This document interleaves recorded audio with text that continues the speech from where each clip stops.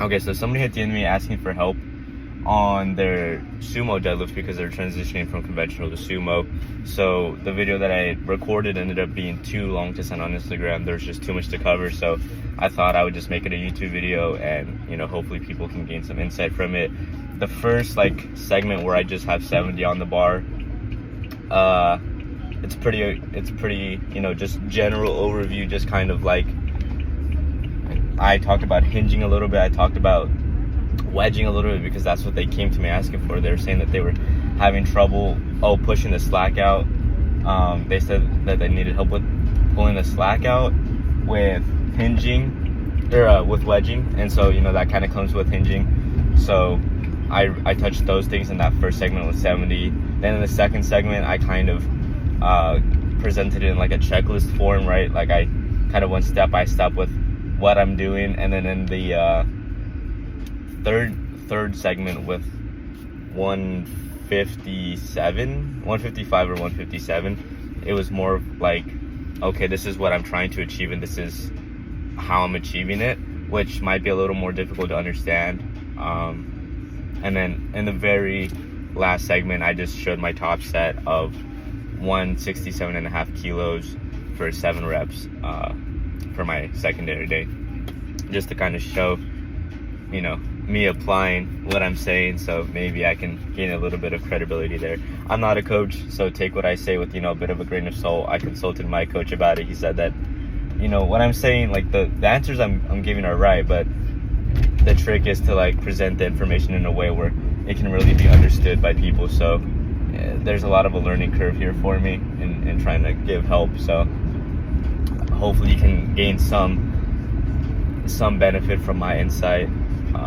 So here's that video. Let me know if you guys want more of these type of videos. Okay, so I feel like deadlift is probably the hardest lift, so it might be a little confusing, but the biggest thing here that I'm trying to think about is where are my feet in relation to the bar. You can't really see here. I'll show you a little bit more. Right, that's kind of where my foot is. And I'll set this one up kind of right there.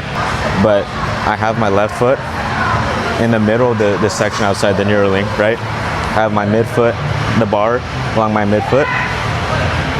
And because I feel like this is the best position where I feel stable and I can hinge from and really kind of have that highest hip positioning that allows me to really go through.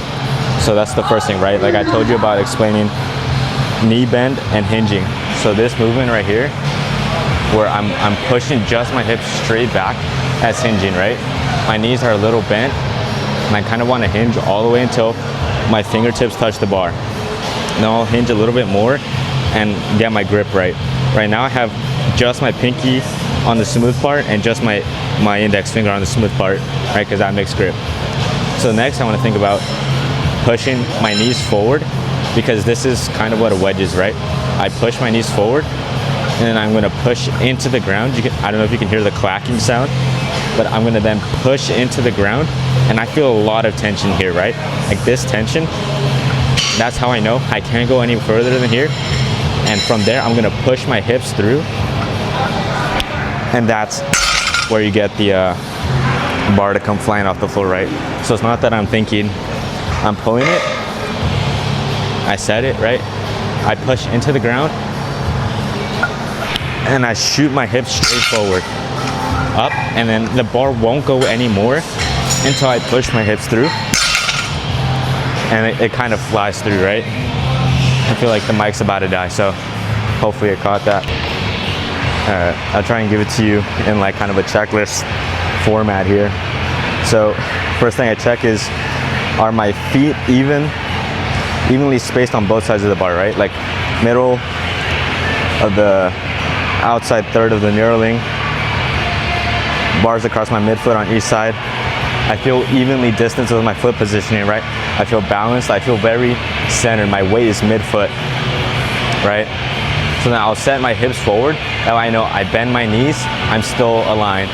And then from here, I need to adjust a little. And then I'll hinge, right?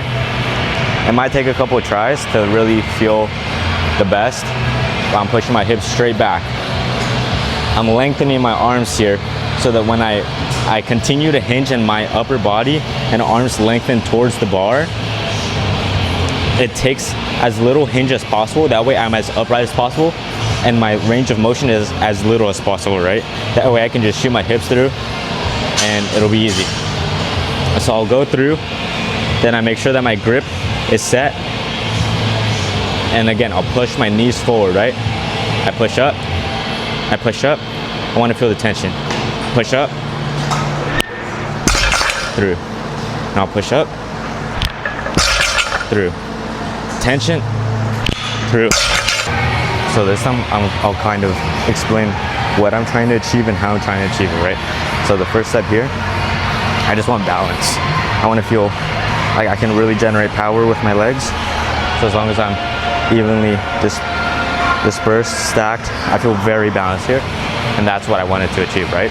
I have equal spacing on each side. I have equal foot placement in relation to the bar on each side. So that's really how I get the balance, right? Now, I'm trying to achieve the best possible hip position, right? And so that's kind of like the 2K jump shot balance, where it's a balance of knee bend and hip hinge. So we talked about hip hinge a little bit, right? I'm just gonna push my hips straight back. And just from experience, I know that I have to push my hips back, not that much, and my knees barely have to bend for me to be able to have the highest hips, right? And still be able to generate power to push through. Now I'll keep my long arms, have them straight down. That way I don't hinge more than I have to keep my hips as high as possible and still be able to reach the bar, right? So I'll keep them long as if I'd be in my pulling position until I can wrap my hands around the bar at the grip that I like, right? So now I have the bar with just my pinky on the smooth part on my left hand and my index finger on the smooth part. I can really feel the tension in my hammies right now, right? So I'm gonna push into my knees into the bar. I'm gonna push straight up and feel the tension here. And I'll push straight forward. I'm gonna push into the ground again because I want all the tension to be able to just smoothly push my hips straight forward. So I'm gonna push until I can't anymore, and float, and it'll just fly. Okay, so we got our top set here loaded, 167 for 7. Not a fan at all of volume, but trying to apply here what I've been preaching.